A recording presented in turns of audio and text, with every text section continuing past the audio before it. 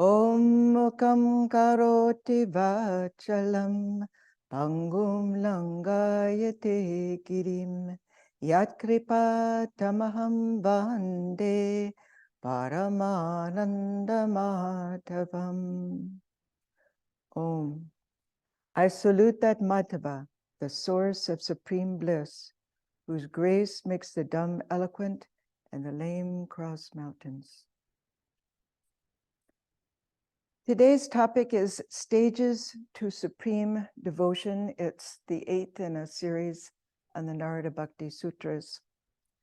And just to give a quick review, before this talk, we shared the medicine of holy company, what it means to be in the company of the holy. In Sutra 43, Narada proclaimed, one must shun evil company. So on the positive side, we're attracted to a holy person because such a soul sees God in all and uplifts and pacifies all who come within their orbit, even animals. For example, Swami Pravrajika once shared, at one time, Swami Brahmananda was walking with another disciple and myself. He was slightly ahead of us. Suddenly we heard a shout, out of the way, there's a mad bull. An instant later, we saw the bull itself rushing towards us. There was no time to run. My brother disciple and I tried to get in front of Maharaj to protect him, but he raised his arms and pushed us back. Although he was now an elderly man, he was still extraordinarily strong. As the bull approached with lowered head, there was a moment's pause. Maharaj stood still, confronting it. Then the bull stopped, shook its head from side to side, lifted it, and walked quietly away. No doubt, Vedanta teaches us that the self resides in all, but our teachers warn us before realization, one should not trust oneself in the midst of temptation, and be careful to avoid worldly persons. So this is just common sense. Sri Ramakrishna explained this using the analogy of water. He said, we see water everywhere, but some water we drink, some we bathe in, and some we use for washing dirty things. Sutra 44, Narada tells us, evil company should be shunned because it leads to lust, anger, delusion, forgetfulness of the goal, and ultimate ruin. Now in the second chapter of the Gita, verses 62 and 63, Krishna shows us the psychological steps that lead to a downfall from the ideal. He says, thinking about sense objects will attach you to sense objects. Grow attached and you become addicted. Thwart your addiction, it turns to anger.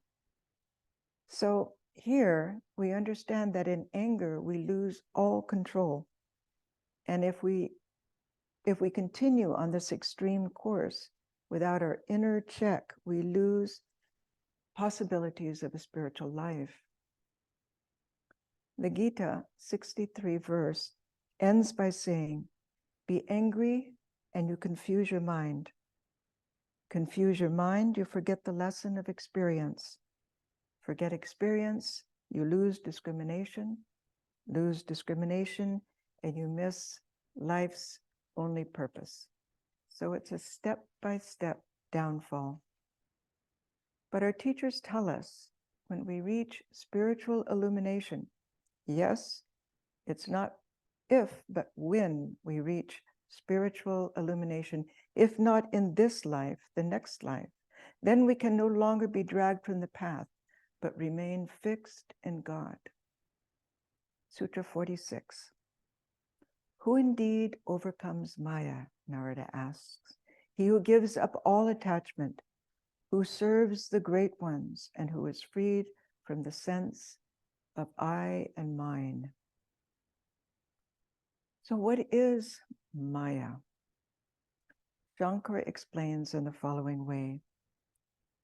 through some inscrutable power, a person who in reality is the unchangeable, blissful Atman, that means you and me, superimposes upon himself or herself the nature and attributes of the non-self, coupling the real and the unreal.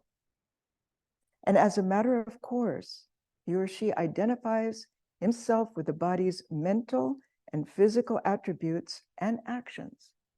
We say, I am fat or I'm tired, without ever stopping to think, who is this I? We identify our ego, more or less, with every object in the universe.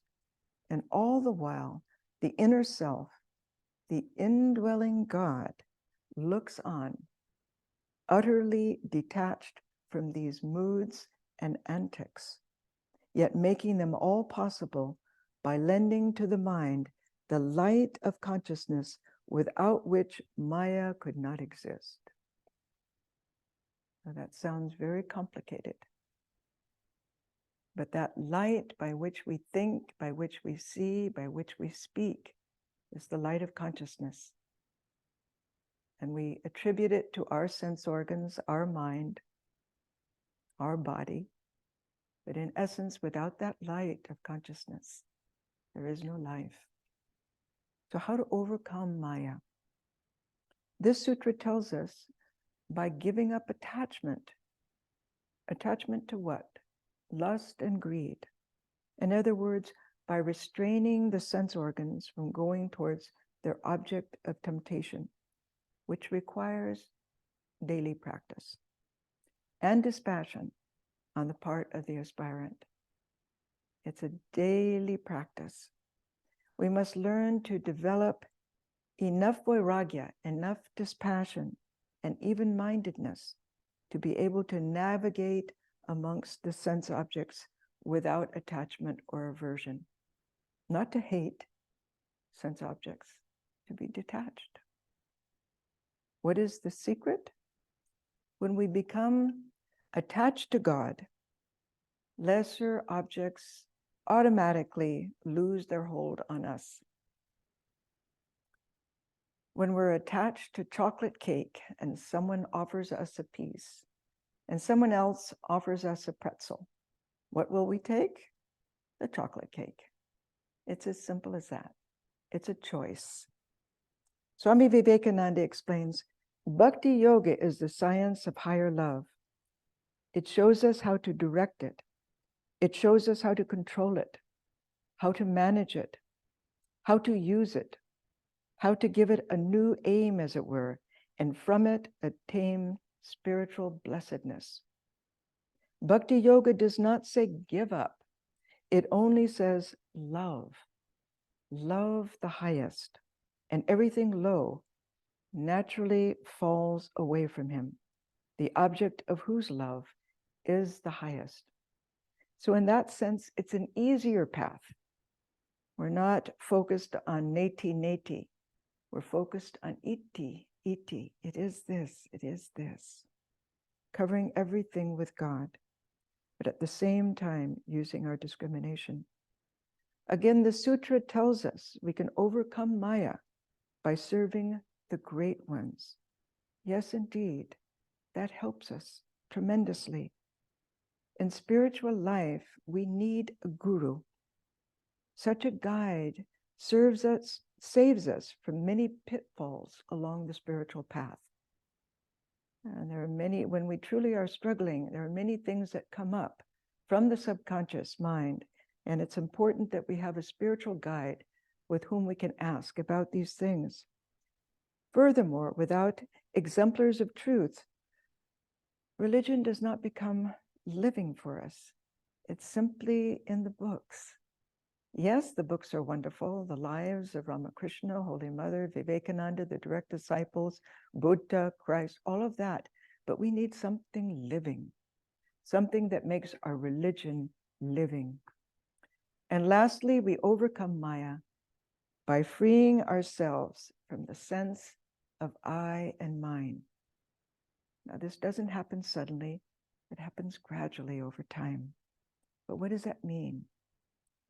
Sri Ramakrishna tells us you should give up the unripe I. The unripe I makes one feel, I am the doer. Renounce this unripe I, he says, and keep the ripe I, which will make you feel that you are the servant of God, his devotee, and that God is the doer and you are his instrument. That idea that God is the doer is being again aware of that consciousness by which light we are able to do. Ramakrishna continues, if this attitude of a servant be genuine and perfect, then passion and anger will drop off, leaving only a scar in the mind. This eye of a devotee does no harm to any creature. It is like a sword, which after touching the philosopher's stone is turned to gold. The sword retains the same form, but it cannot cut or injure anyone. Sutra 47. Narada asks, who indeed overcomes Maya? He who lives in solitude, cuts through the bondages of this world, goes beyond the three gunas, and depends upon the Lord, even for his own living. So what does Narada mean by living in solitude? We live with our family, and we are closely associated with our friends. So what does this mean? An aspirant does this in order to intensify longing for God. Sri Ramakrishna said, the mind cannot dwell on God if it is immersed day and night in worldliness and worldly duties and responsibilities. It is most necessary to go into solitude now and then and think of God. So we live with our family. We are closely associated with our friends, but now and then it's so beneficial to leave and go into solitude, and we have some wonderful places for that to take place. The Santa Barbara convent where I joined, we're on 50 acres, and we have guest rooms for women, and we now have a guest house for couples right next to the temple, which sits on the side of a mountain in the national forest overlooking the Pacific Ocean. Many swamis have visited this center and have claimed it as their favorite center. When Swami Lokeshwarananda came long back, the former head of the Institute of Culture, one night when he was having supper with us in the convent, he said, I hear the pranava om pervading this property. Swami Prabhavananda used to say, Sri Ramakrishna, Holy Mother, Swami Brahmananda walk these grounds. The Hollywood Temple, we have guest accommodations for families and for single people. In our Trabuco Monastery, I've sent so many of our men devotees there.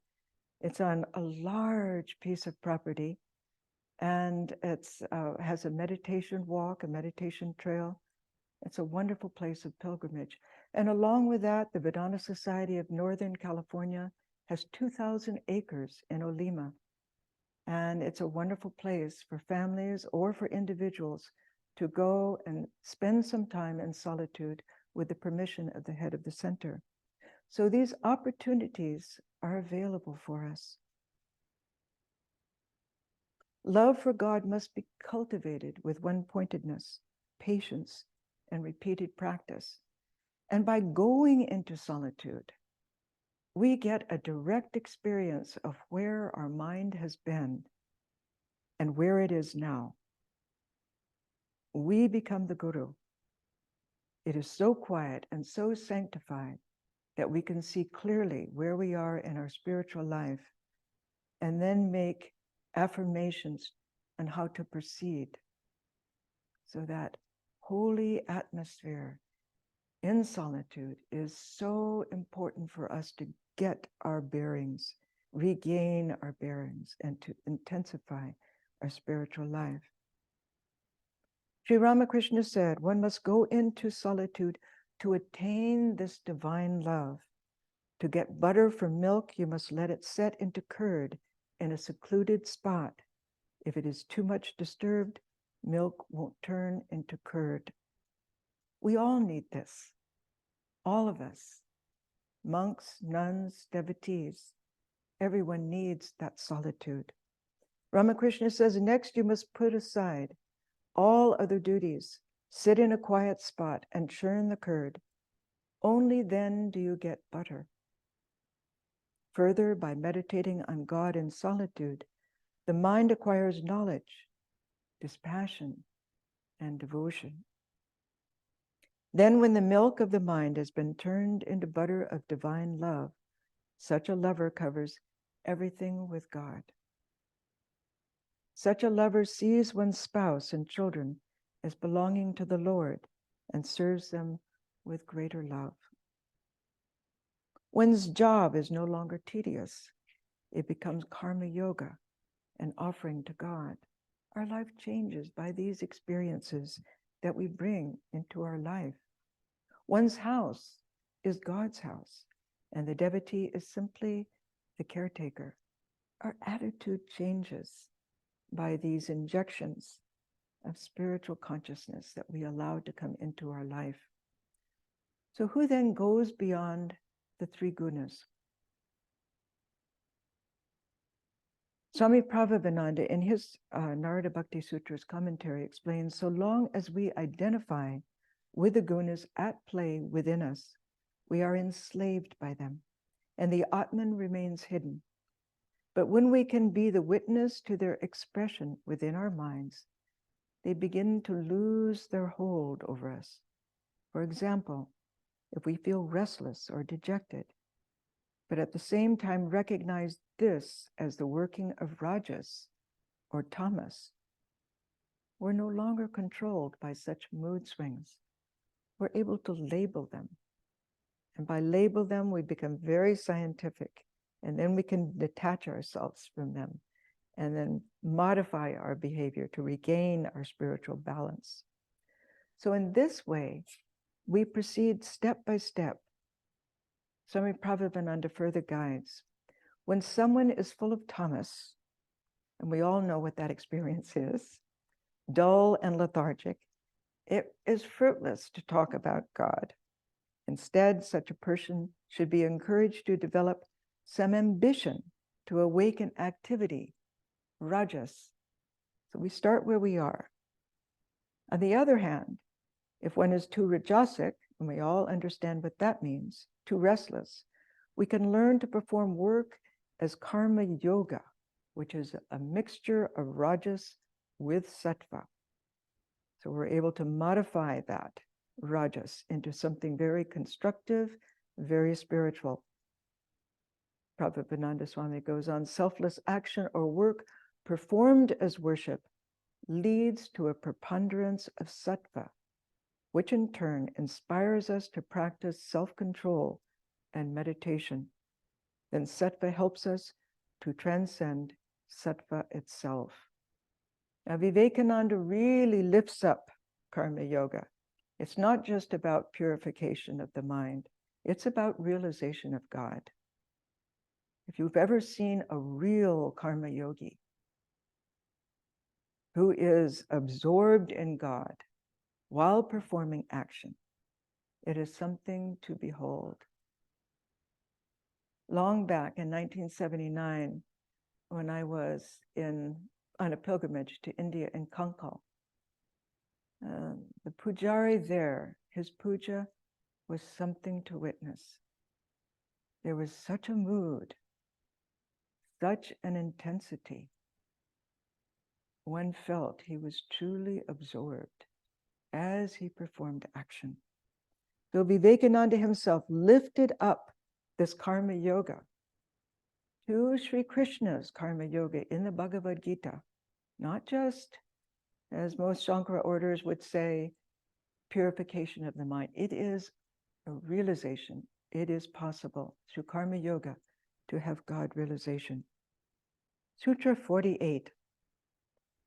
Who indeed crosses this maya He who gives up the fruits of his actions renounces all selfish activities and passes beyond the pairs of opposites.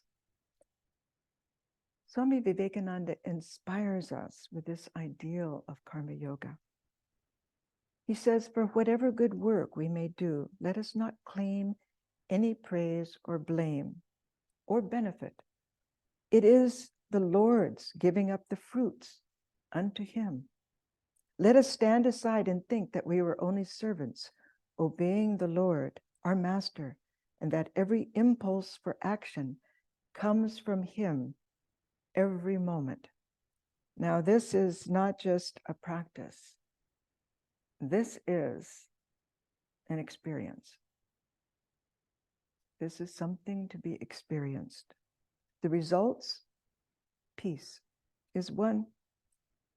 Vivekananda says, let us be at peace, perfect peace with ourselves, and give up our whole body and mind and everything as an eternal sacrifice unto the Lord. Instead of the sacrifice of pouring oblations into the fire, perform this one great sacrifice day and night, the sacrifice of your little self.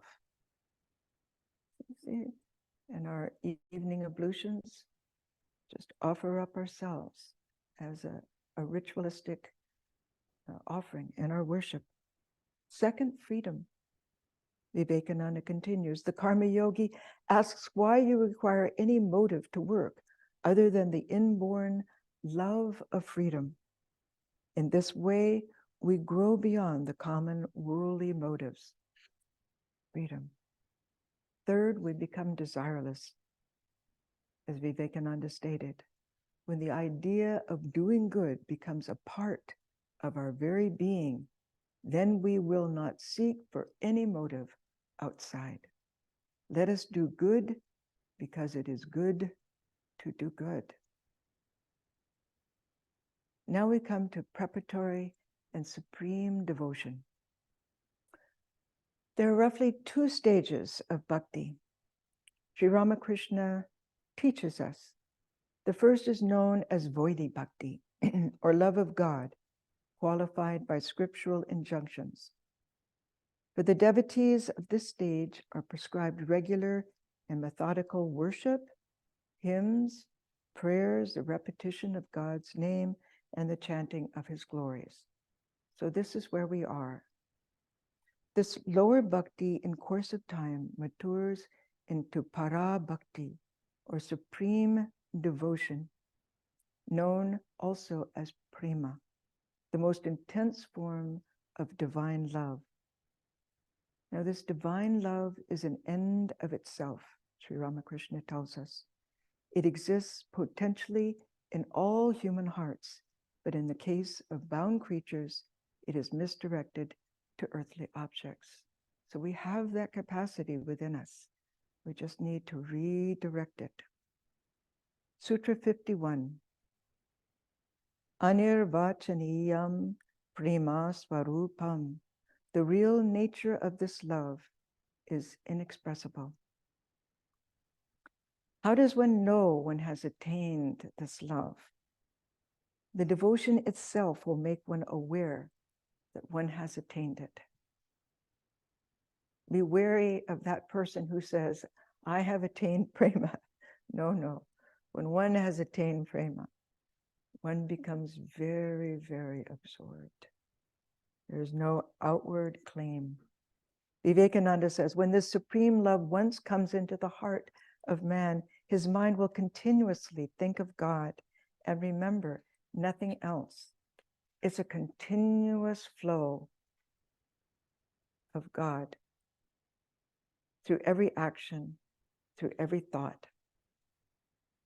He will give no room in himself to thoughts other than those of God, and his soul will be unconquerably pure and will alone break all the bonds of mind and matter and become serenely free. He alone can worship the Lord in his own heart. To him, forms, symbols, books, and doctrines are all unnecessary and are incapable of proving serviceable in any way. It's not easy to love the Lord thus. Sutra 52. Mukaswadanavat. It is like a dumb man trying to express his experience in a delightful taste. So this love of God can only be felt within. It's felt deeply within.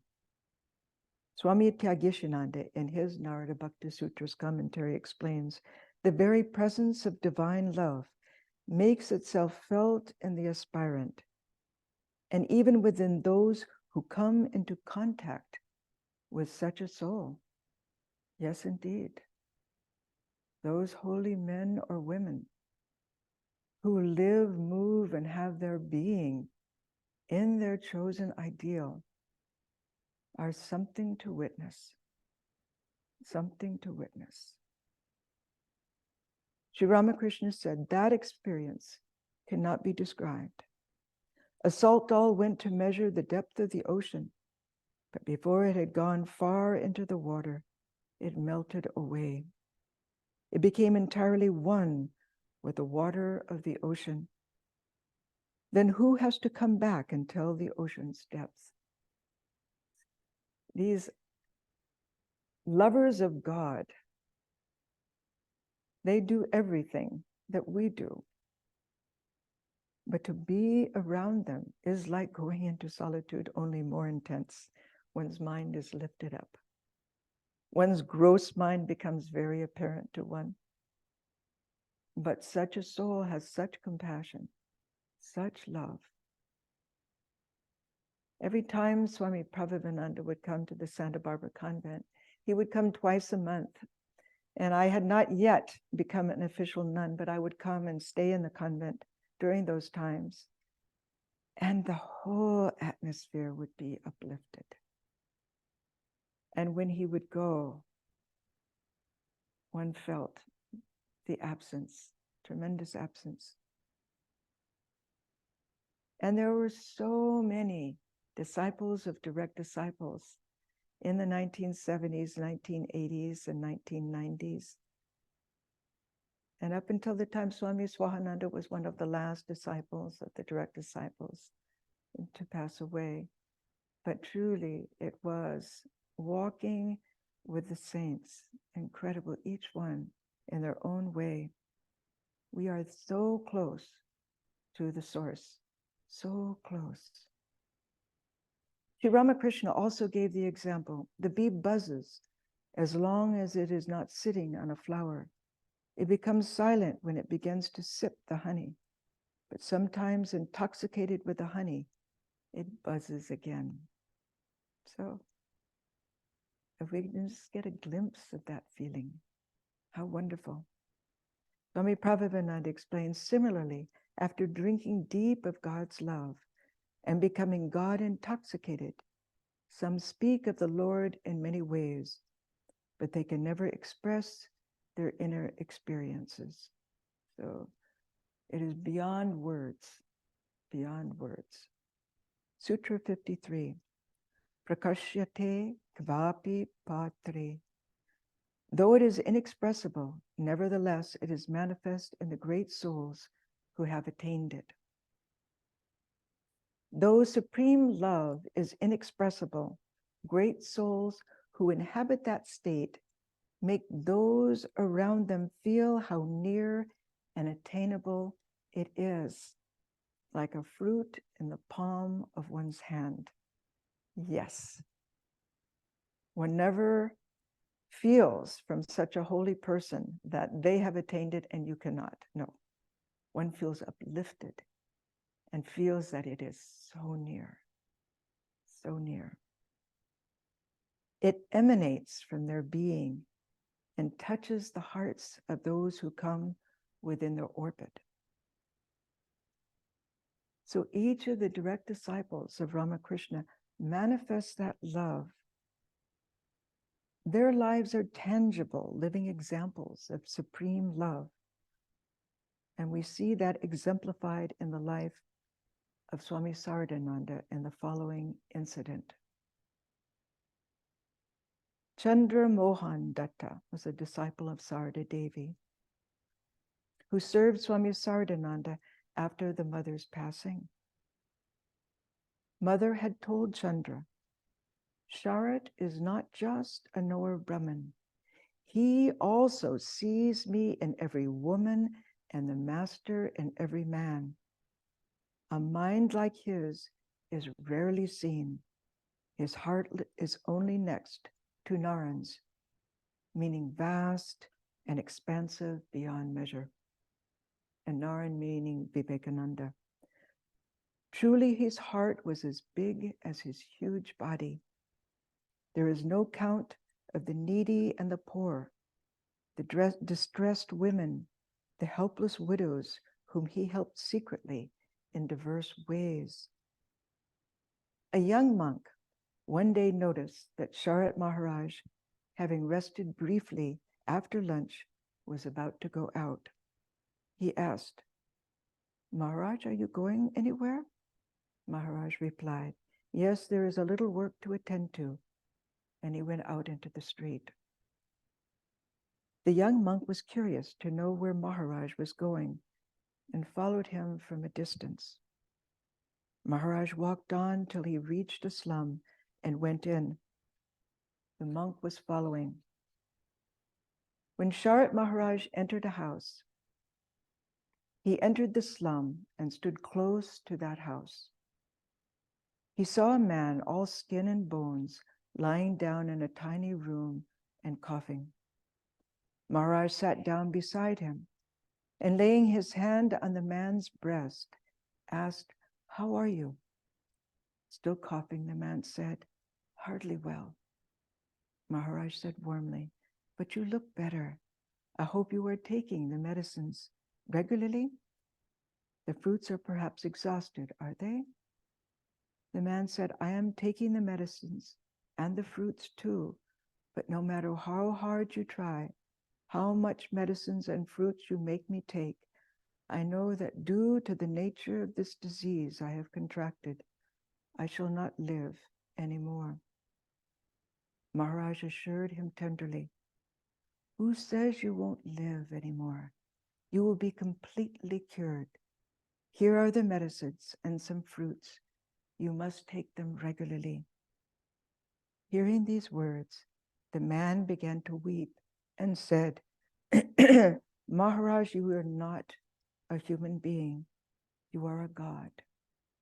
Fearing this disease, my relatives have deserted me, and you come and sit by my side without fear, providing me medicine and food. The young monk, observing all this through the window, could not contain himself and rushed into the room and fell at Maharaj's feet. In tears he said, Maharaj, I am guilty of a heinous offense. I had a vile suspicion of you. Forgive me. Maharaj was astonished to see him. Quietly, he just said, instead of harboring a suspicion in your mind, you have done well indeed to have it cleared. This is as it should be. So we hear about these incidents, but it's good to not only read the lives of Ramakrishna, Holy Mother, Vivekananda, and Swami Brahmananda, but also to read the lives of these direct disciples. It's like having their holy company. This is a powerful example of the company of these disciples, of the direct disciples of Sri Ramakrishna. When my own teacher passed away, I used to go every summer to the Vedanta Society of Portland, where Swami Asheshananda, Holy Mother's disciple, was in charge. And he had the good fortune, the blessed fortune, to spend as Swami Sardananda's, what he called his bodyguard. He would do everything for him, pour his bath water. He would take notes for his letters and so forth. He was his secretary. There was nothing that he did not do for him. Yes, he was Holy Mother's disciple, and a power in and of itself, but he also meditated on Swami Saradananda, relived his experiences with Swami Saradananda.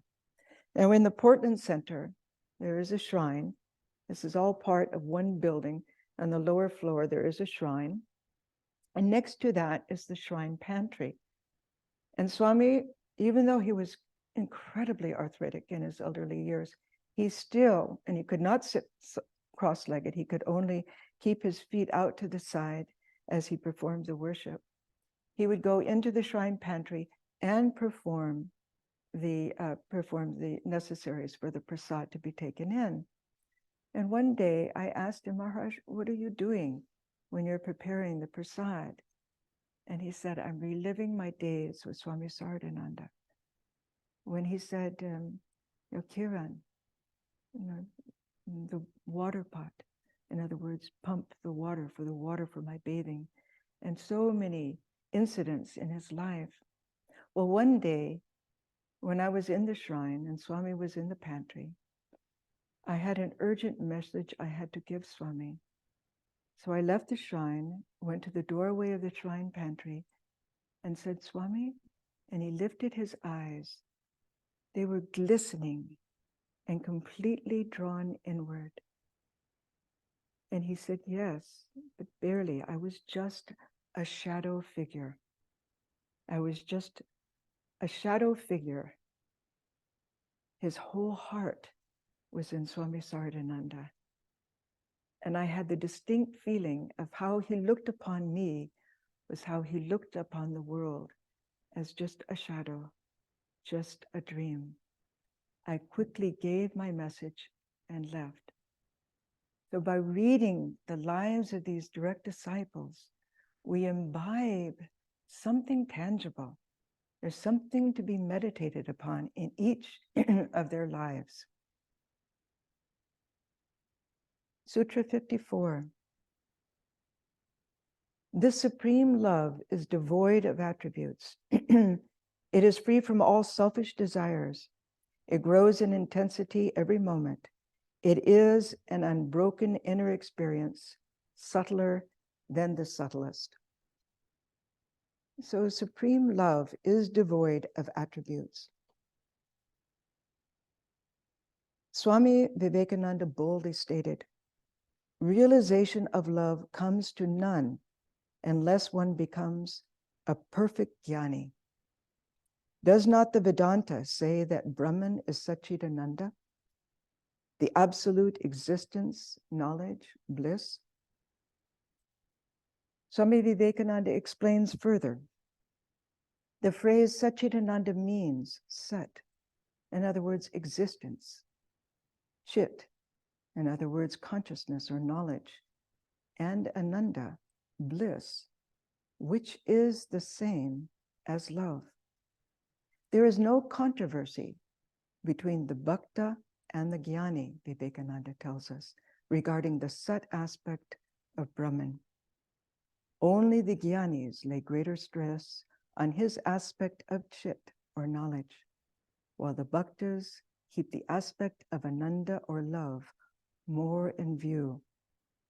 But no sooner is the essence of chit realized than the essence of Ananda is also realized, because what is chit is verily the same as Ananda.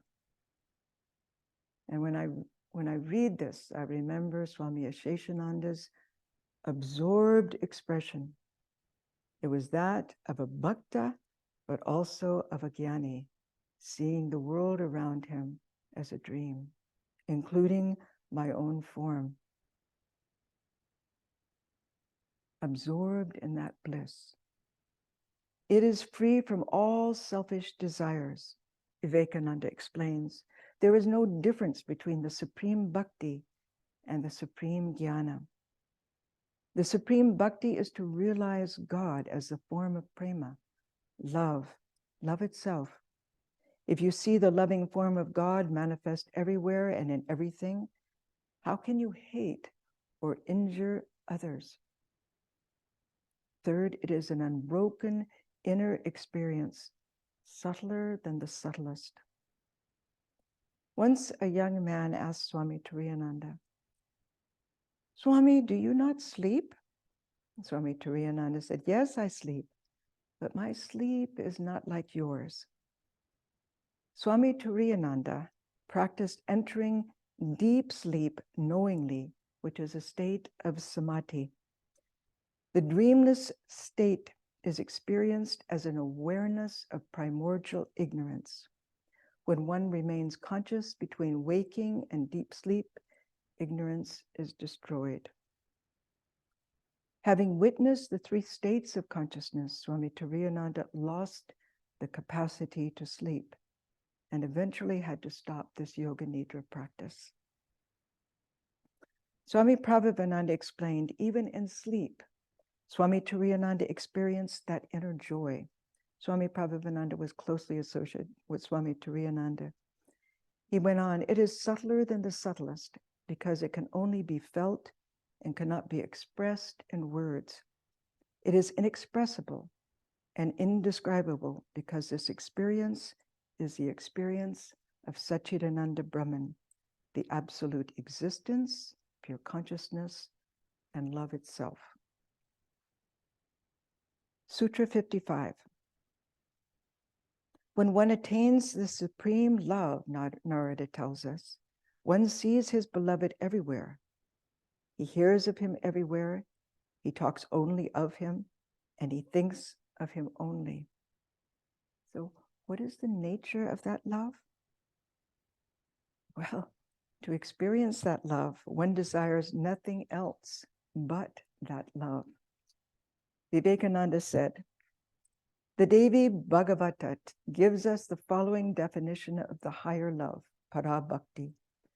As oil poured from one vessel to another falls in an unbroken line, so when the mind in an unbroken stream thinks of the Lord, we have what is called para-bhakti, or supreme love. This kind of undisturbed and ever-steady direction of the mind and the heart to the Lord with an inseparable attachment is indeed the highest manifestation of man's love to God. So it is the culmination of love itself. The devotee desires nothing beyond this love. Vivekananda says, all other forms of bhakti are only preparatory to the attainment of this highest form. In other words, the para-bhakti, which is also known as the love that comes after attachment, raga nuga. When this supreme love once comes into the heart of man, his mind will continuously think of God and remember nothing else. What is the nature of that one-pointed love? It's beyond description. Vivekananda again tells us, he will give no room in himself to thoughts other than those of God, and his soul will be unconquerably pure and will alone break all the bonds of mind and matter and become serenely free. He alone can worship the Lord in his own heart. To him, forms, symbols, books, and doctrines are all unnecessary and are incapable of proving serviceable in any way. It is not easy to love the Lord thus. So what then is the difference between human love and this divine love? Para-bhakti is complete absorption in that love. Every moment it increases in volume. Swami Bhuteshananda explained, having attained that love, he was a disciple of Swami Saradananda and one of the presidents of the order. One sees that love only. Sees means the whole of our processes of seeing, hearing, etc. All these processes are absorbed in that love only. In brief, it is a love which is beyond description. Again, Vivekananda. Ordinarily, human love is seen to flourish only in places where it is returned. That's our knowledge of human love. Where love is not returned for love, Cold indifference is the natural result. There are, however, rare instances in which we may notice love exhibiting itself even when there is no return of love. We may compare this kind of love, for purposes of illustration, to the love of the moth for the fire. The insect loves the fire, falls into it, and dies. It is indeed in the nature of this insect to love so. To love because it is the nature of love to love is undeniably the highest and the most unselfish manifestation of love that may be seen in the world. Such love, working itself out on the plane of spirituality, necessarily leads to the attainment of para bhakti. So what is the fruit of such love? Ramakrishna tells us that God cannot be realized without love and longing. Unless one has learnt to love God, one cannot realize God. And we can understand that as a parent. We realize what our child is going through because we love that child, is it not? So that love takes us to the inside of our child. That's human love, but that's human love from a very high point of view. This para bhakti culminates in self-realization. One realizes the soul of one's soul. And one further realizes that nothing exists but God. What are the characteristics of such love? First, it makes one forget the world. So intense is one's love of God, Sri Ramakrishna explains, that one becomes unconscious of outer things. Chaitanya had this ecstatic love. He took a wood for the sacred grove of Vrindavan and the ocean for the dark waters of the Jamuna. Second, one has no feeling of minus toward the body, which is so dear to most of us. One wholly gets rid of the feeling that the body is the soul. Who can attain parabhakti, prema? Prema is the rarest form of love for God. Sri Ramakrishna said, it is not given to everybody to feel prema, ecstatic love of God. Chaitanya experienced it. An ordinary man can at the most experience bhava. Only the Ishvara Kotis, such as the divine incarnations, experience prema. When prema is awakened, the devotee not only feels the world to be unreal, but forgets even the body, which everyone loves so intensely. Remember, in the life of Sri Ramakrishna, when he went through these bhavas, he would bake the earth with the renunciation that comes from such love for God. Literally bake the earth. Sutra 56. Goni tridha guna bidhat artha dibedadva. Preparatory bhakti is of three kinds. According to the predominance in the minds of the aspirants of one or another of the three gunas, sattva, rajas, and tamas, also according to the reasons for which they devote themselves to God, whether because they are world-weary or seeking for knowledge or desirous of the fulfillment of some material desires. So for ordinary souls, bhakti or preparatory devotion is the highest possible attainment. We needn't feel bad about that. That's a very, very good attainment. Ramakrishna describes the various stages of bhakti. According to this path, first comes bhakti, then bhava. When bhakti is mature, and bhava is a divine state. We hear so often how Sri Ramakrishna would be in bhava samadhi. It's an ecstatic state of love. Higher than bhava are mahabhava and prema. An ordinary mortal does not attain Mahabhava and Prema. He who has achieved these has realized the goal, that is to say, has attained God. Sri Ramakrishna explained, Gauranga experienced the states of Mahabhava and Prema. When Prema is awakened, a devotee completely forgets the world. He also forgets his body, which is so dear to a man. Gauranga experienced Prema. He jumped into the ocean, thinking it to be the Jamuna. The ordinary jiva does not experience Mahabhava or Prema, Sri Ramakrishna said. He goes only as far as Bhava, but Gauranga experienced all three states. So for a devotee of God, that state of Bhava sometimes comes at the moment of death.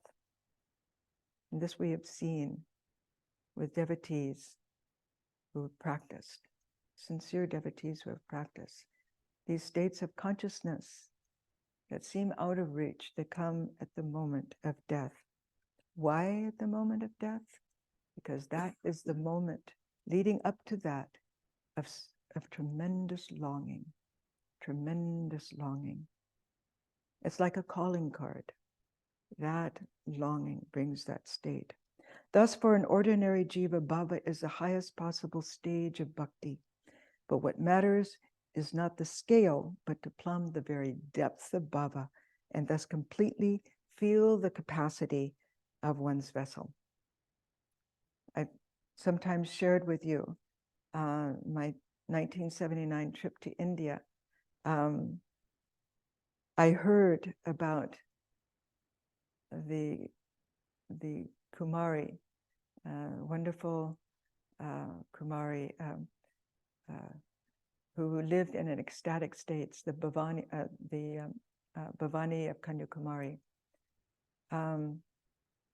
She used to float in the mixture of the Bay of Bengal, the Indian Ocean, and the Arabian Sea. When they meet, the confluence, she would bathe on her back in ecstasy. I used to think, why would she bathe on her back in ecstasy on the ocean? Because she was like the jar that was filled inside and outside with the consciousness, water being that consciousness. She was an ecstatic, the Brahmani of Kanyakumari. When Swami Atmarupananda heard that I had seen the Brahmani of Kanyakumari, he said, oh my God, she was so famous. One day inside of the Kanyakumari temple, all of a sudden, it was like right before a thunderstorm. There was a vortex of power and everything was still. And around the corner came this woman, disheveled, the Brahmani of Kanyakumari, followed by children and dogs. And she passed in front of us and left. What an experience. That is extreme bhava, extreme bhava. Thus, for an ordinary jiva, bhava is the highest possible stage of bhakti. As mentioned in Sutra 1, there are 4 classes of devotees according to their life experience and mental makeup. The world-weary, those who have unfulfilled desires and seek for God's help, the seekers of knowledge, and the aspirant of spiritual discrimination who knows that all is vanity except to love God. Furthermore, there are various divisions amongst devotees according to their predominating motivation exemplified by any one of the 3 gunas. For example, the sattvic devotee has one ideal, to realize God. The prayer of such a devotee is to have pure knowledge and pure devotion. The rajasic devotee devotes oneself to God for material success, good health, and prosperity. The tamasic devotee has only a Sunday religion. Don't go away.